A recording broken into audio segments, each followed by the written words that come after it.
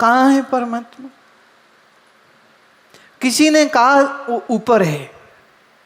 एक माता मेरे को अभी वैंकूवर में मिली, कहती मेरा पति का डेथ हो गया है, वो आपको बहुत प्यार करते थे, मैं भी करती हूँ, मैं आपसे ना विशेष एक मुलाकात करने के लिए आई हूँ और मेरा एक ही सवाल है कि मेरे पतिदेव किस लोक में गए हैं? मैं हैं? कहते जो हमारे गुरु हैं ना, वो कहते हैं कि परमात्मा 7वें लोक पे रहता है। तो मेरे पति बड़ा धर्म कर्म करते थे, तो वो दूसरे में है, तीसरे में, चौथे में, किस लोक में? मैंने कहा मेरी माँ जो तेरे को ऐसी बात सुनाए कि वो दूर कहीं ऊपर 7वें लोक के ऊपर परमात्मा रहता है, पहली बात तो ये है कि वो खुद ही अज्ञानी है, वो गुरु कहने के योग्य कहाँ है? जो तुम्हें परमात्मा तुमसे ही दूर दिखा रहा है, वो गुरु कैसे हो सकता है? आज जो ये कहे कि उसको मिलने के लिए तुम सचखंड जाओगे, पर कब? मरने के बाद। भगवान के लोग कब जाओगे? मरने के बाद।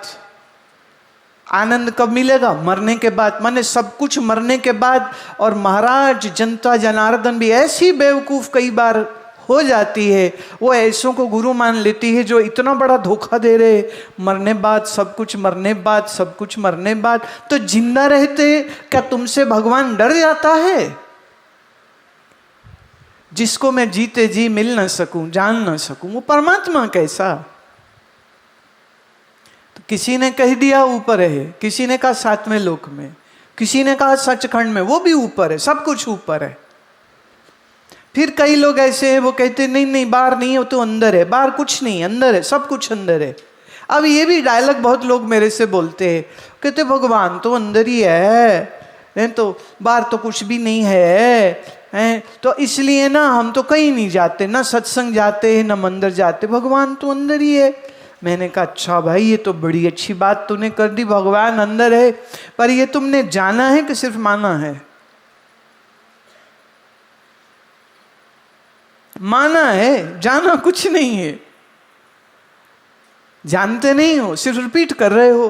क्योंकि सत्संग में जाने के लिए कुछ तो घर से बाहर निकलना पड़ेगा, कुछ तो धन कमाने का वैराग्य करना पड़ेगा, तभी तो आके यहाँ बैठेगा। घर नहीं छोड़ सकता, दुकान नहीं छोड़ सकता, धन नहीं छोड़ सकता है, इसलिए कह देता है भगवान तो अंदर ही है, बाहर जाने की क्या जरूरत है? बेईमान लोग हैं जो ये बात बोलते। मैंने कहा कि आप ये जानो, फिर बोलो भगवान अंदर है तो मैं तुम्हें प्रणाम करूंगी, और बिना जाने बोलोगे तो तुम सिर्फ बेईमानी कर रहे हो। जानो तो सही पहले। वाह! सवाल ये उठता है, जे रब तेरे अंदर है तो बाहर कौन है? हाँ, जे रब तेरे अंदर है तो बाहर कौन है? जे रब बाहर है तो फिर अंदर कौन है? कहाँ है? ढूंढे तो सही, खोजो तो सही। तो भगवान की आपके जीवन में क्या जगह है? सच ये है अभी कोई जगह नहीं है। अभी बस ये है मैं ठीक रहूं, मेरे बच्चे ठीक रहे, मेरे मम्मी पापा ठीक रहे, हमारी दुकान भी ठीक रहे, हमारी कंपनी भी ठीक रहे, हमारी जॉब भी ठीक रहे, ये आशीर्वाद दे दो भगवान। भगवान की सिर्फ इतने भर के लिए जरूरत है। नौकरी नहीं लग रही, लग जाए, शादी नहीं हो रही, हो जाए, ये नहीं मिल रहा, वो मिल जाए।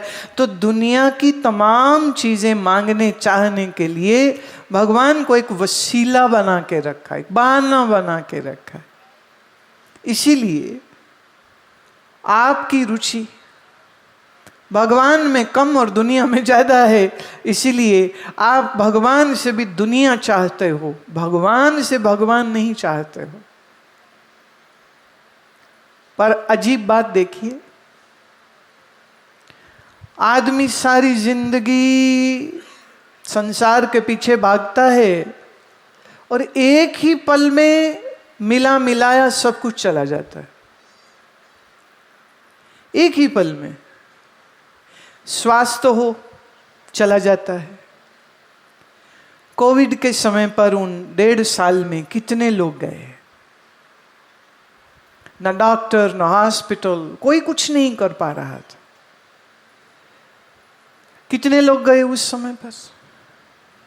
एक ना दिखने वाले वायरस ने पूरी दुनिया को बेबस कर दिया, तुम्हें तुम्हारे घरों में कैद कर दिया,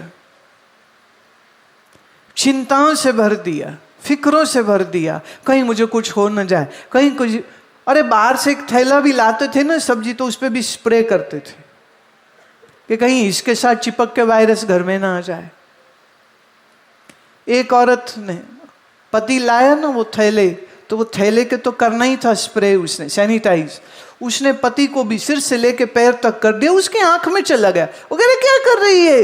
वो कहती ले तू वायरस बारो लेके आ गया, ऐसी मार खप गए, तू ठीक, आंख में पड़ गया कोई बात नहीं, पर हम ठीक रहने चाहिए। बोले शाबाश है, ये मेरे लिए करवा चौथ के व्रत रखे थे तूने, अभी मेरी आंख में सैनिटाइजर मार रही है। कहते नहीं तू बाहर गया, क्या पता तू कौन सा वायरस ले आएगा। कैसा डराया इस वायरस ने दुनिया को। इस संसार में ज्यादा करके लोग सिर्फ खाने की फिक्र, कपड़े की फिक्र, मकान की फिक्र।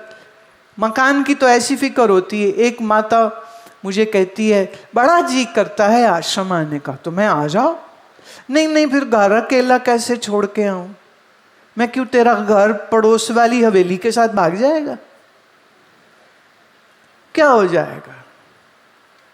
कहते नहीं चोरी हो जाएगी। मैं ये चोरने आना है ना, तो वो तो तेरे रहते भी आ जाएगा। बल्कि अच्छी बात है, आजकल तो मार जाते हैं, सामान भी ले जाते, तू घर नहीं हुई, चोर पीछे से आए, तेरी जान तो बच जाएगी। कहती ऐसे तो सोचा नहीं मैंने, पर मेरे घर चोर क्यों आए? मैंने काला जूता टांग के रखा हुआ है। मुझे एक बात बताओ, तुम्हारे घर के बाहर टंगे हुए इस काले जूते से या काले परांदे से चोर डर जाएगा? तुमको ये गलतफहमी कहां से हो गई?